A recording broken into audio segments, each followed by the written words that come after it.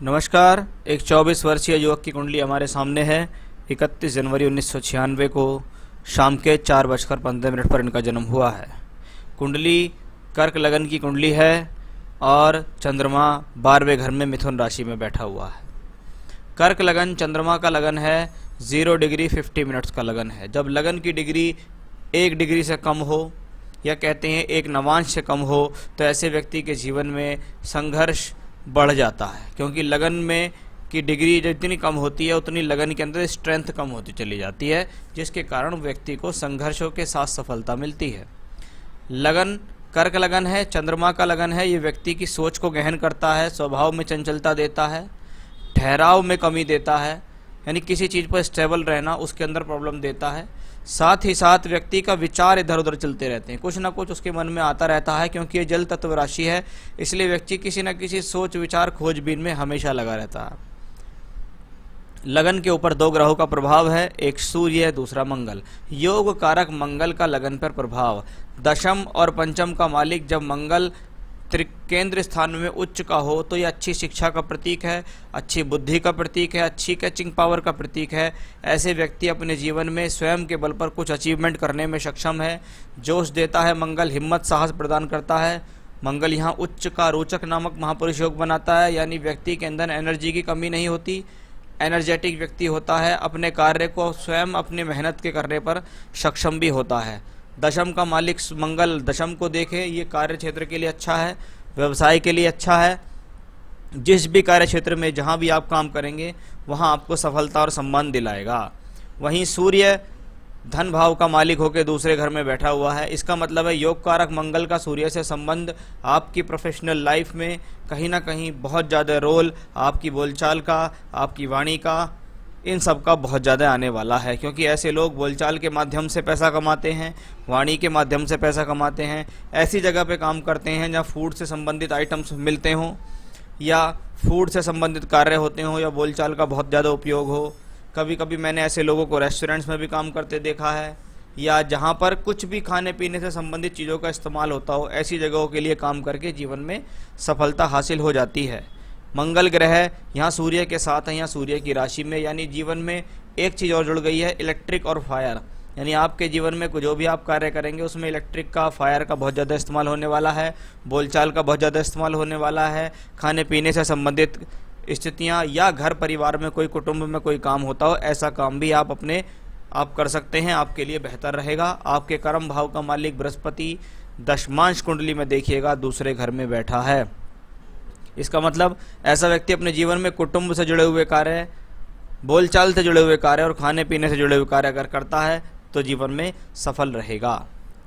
चलिए, सूर्य और मंगल जब कुंडली के सप्तम भाव में बैठे हैं, दोनों ग्रह मैलेफिक हैं, दोनों स्वभाव में क्रूर, एक सूर्य क्रूर है, मंगल अशुभ है। इसका मतलब ये आपके वैवाहिक जीवन में प्रॉब्लम दे सकते हैं, क्रोध के कारण, ईगो प्रॉब्लम के कारण, यानी हस्बैंड वाइफ के बीच में ईगो प्रॉब्लम के कारण समस्या आने की स्थितियाँ दिखती हैं। साथ ही साथ वैवाहिक जीवन में देरी के संकेत भी दिखते हैं, क्योंकि शनि यहाँ अष्टम में अपनी राशि में है, आयु के लिए अच्छा है, लेकिन वो सप्तमेश भी है।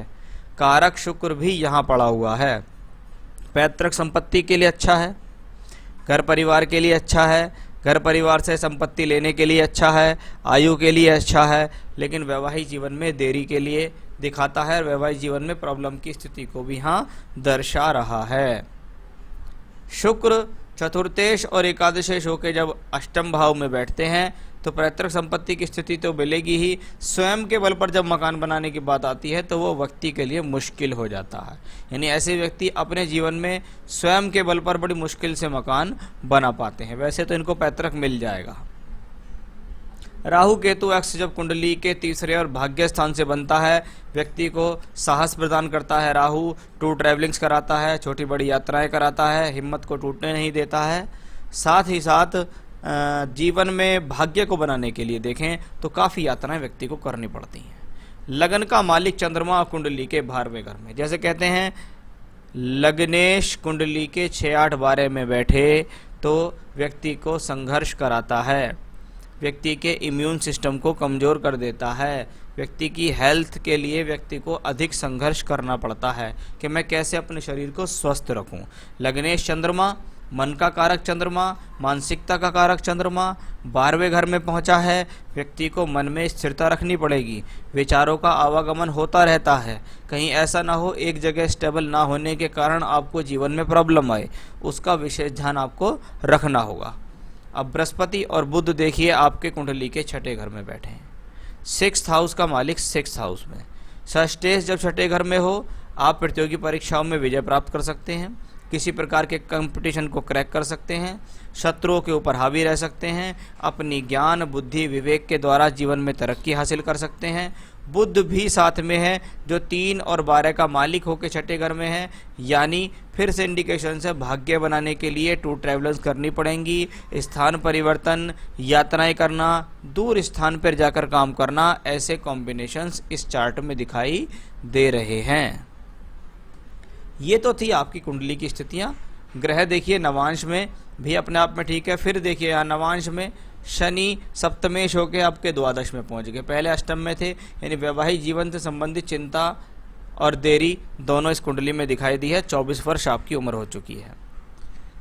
बृहस्पति की महादशा चल रही है। कौन है बृहस्पति? षष्ठेश हैं, भाग्येश हैं, बैठे हैं छठे घर में अपनी ही राशि में।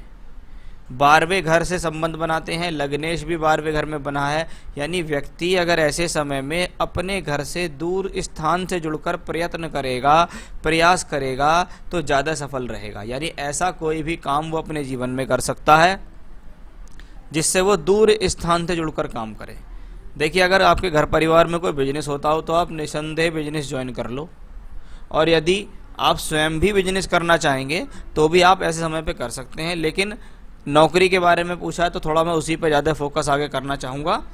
साथ ही साथ मैं आपको बताऊं, जो काम मैंने आपको बताए थे वो सब या तो नौकरी का डिपार्टमेंट हो, ऐसे डिपार्टमेंट में जाके नौकरी करो तो अच्छा, या ऐसे विषयों को लेकर जीवन में काम करो तो अच्छा। तो अभी तो नौकरी ही करो, ज़्यादा बेहतर आपके लिए रहने वाला है। दूसरा ऑप्शन हमेशा खुला हुआ आपके साथ, अगर घर परिवार में कोई काम होता हो, कुटुंब में कोई काम होता हो, पापा दादा कोई काम करते हुए आ रहे हों, उनके साथ उस बिजनेस में लगना चाहते हो तो लग सकते हो, अदरवाइज नौकरी कीजिएगा। चलिए अब मैं बात करता हूँ आपकी कुंडली के एक कॉम्बिनेशंस के बारे में। अगर आप सरकारी नौकरी के लिए भी प्रयास करना चाहते हैं तो कर सकते हैं, इसमें कुछ योग ऐसे हैं। बृहस्पति की दशा है तो बृहस्पति देखिए यहाँ भी कर्मेश है, लग्नेश है, दूसरे घर में फिर वही कॉम्बिनेशंस जो सारे व्यवसाय मैंने आपको बताए, यानी बृहस्पति आपको धन देने में सक्षम तो है। नवांश में तो बृहस्पति लगन में उच्च का ही हो गया है। बृहस्पति में चल रही है शनि। अब शनि क्या है? मार्च 19 से शनि अष्टमेश होके अष्टम में, अष्टम भाव अड़चनों का भाव, साथ में चतुर्थेश है, यानी फिर इंडिकेशंस आया हो सकता है नौकरी प्राप्ति के लिए कहीं दूर जाना पड़े, जन्म स्थान को छोड़ देना पड़े। लाभेश के साथ है, इसका मतलब लाभ देगा क्योंकि ये दोनों के दोनों प्लैनेट्स देख रहे हैं सेकंड हाउस को। सेकंड हाउस धन के लिए जाना जाता है, तो धन की स्थितियाँ शनि ने बनाई हैं। शनि को यहाँ देखिएगा भाग्य स्थान में बैठकर वापस उसे देख रहा है, लेकिन यहाँ शनि द्वादशेश भी हैं और तीसरे घर को भी देखते हैं, यानी शनि ने भी दर्शाया है कि भैया दूर के लिए प्रयास करो। अगर आसपास का मोह रखोगे कि नहीं मैं तो घर के पास ही रहूं तो अच्छा रहेगा, तो शायद जीवन में ज़्यादा सफल नहीं हो पाओगे। तो वो कॉम्बिनेशन बनते ही, यानी ऐसा होता है लोग बाग रोजाना भी मैंने ऐसे देखे हैं कि अपने घर से रोज़ 40 किलोमीटर दूर जाते हैं फिर वापस आते हैं, जाते हैं फिर वापस आते हैं। इसको भी आप ट्रैवलिंग्स और दूर स्थान कह सकते हैं। तो सवालों पे आपके मैं आता हूँ। दशा आपको चल रही है बृहस्पति शनि चंद्रमा 31 अक्टूबर 20 तक। चंद्रमा के बाद आएगी मंगल 31 अक्टूबर से 24 दिसंबर 20। पहला सवाल, नौकरी कब तक लगेगी? जवाब मिलेगा दशमांश कुंडली में। बृहस्पति धन भाव में, शनि भाग्य स्थान में एकादशेश होकर एकादश को देख रहे हैं और मंगल उसको देख रहा है, यानी बहुत संभावना जो शुरू होने वाली हैं वो अभी 31 अक्टूबर 2020 से शुरू होने वाली है। 31 अक्टूबर 20 से 24 दिसंबर 20 तक, यानी नवंबर दिसंबर का महीना आपके लिए ऐसा होगा जिसमें बहुत ज़्यादा संभावना बनेगी नौकरी लग जाने की। नौकरी किस फील्ड में लगेगी भाई साहब, मैंने आपको सारे फील्ड बता दिए, ऐसे फील्ड में ट्राई करो काम हो जाएगा। कैसी लड़की से हमारी शादी होगी। पहले तो देखते हैं शादी होगी या नहीं। कुंडली में विवाह से संबंधित देरी बहुत ज़्यादा दिखाई दी।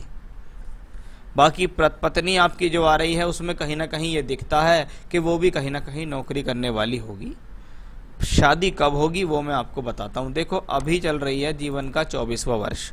शनि तो शादी कराने में सक्षम है नहीं सितंबर 21 तक। उसके बाद आएगी बृहस्पति में बुध की दशा। बुध भी अगर देखें तो ज़्यादा स्ट्रांग योग नहीं लेते हैं। बुध, केतु, शुक्र, सूर्य, चंद्रमा। अभी शादी में भाई साहब बहुत सारा समय मेरे हिसाब से अभी है। मुझे लगता है आपको अपने करियर को सेटलमेंट करने में समय लगेगा, क्योंकि अब से 4 वर्ष बृहस्पति में बुध सितंबर 21 से है, मरकरी 6th हाउस में है, नवांश में 5th हाउस में, 12th लॉर्ड, और यहाँ क्योंकि नहीं बुध में शादी नहीं हो सकती। बुध के बाद आएगा केतु, केतु के बाद आएगा शुक्र। शुक्र में शादी होगी नवंबर 24 से जुलाई 27 के बीच की जो दशा आएगी बृहस्पति में शुक्र, उस दौरान आपको शादी का योग होगा। संतान सुख कैसा रहेगा आपके हिसाब से? संतान सुख पूर्ण रूप से दिखाई देता है, किसी प्रकार की कोई बहुत बड़ी समस्या दिखाई नहीं देती। बाकी संतान को देने वाली पत्नी है, इसलिए उनकी कुंडली में भी संतान योग देखना अवश्य है। बुढ़ापा कैसा बीतेगा, इतनी लंबी प्रेडिक्शन मैं हॉरोस्कोप से नहीं करता हूँ। बुढ़ापे का मतलब है अभी तो जवान हो। बुढ़ापा 60-70 के बाद आता है, इसलिए उस बारे में विचार करना छोड़ो। वर्तमान की दशा, वर्तमान के कर्म और भविष्य के बारे में चिंता करो। अपना घर कब तक बनेगा? हाँ देखिए, पैतृक रूप से तो मुझे दिखता है कि कुछ ना कुछ आपको मिल ही जाएगा। जब स्वयं के घर पर घर बनाने की बात आती है तो मैंने आपको कहा था कि ये व्यक्ति जीवन में अपने बल पर घर बनाने में थोड़ा समस्या होगी।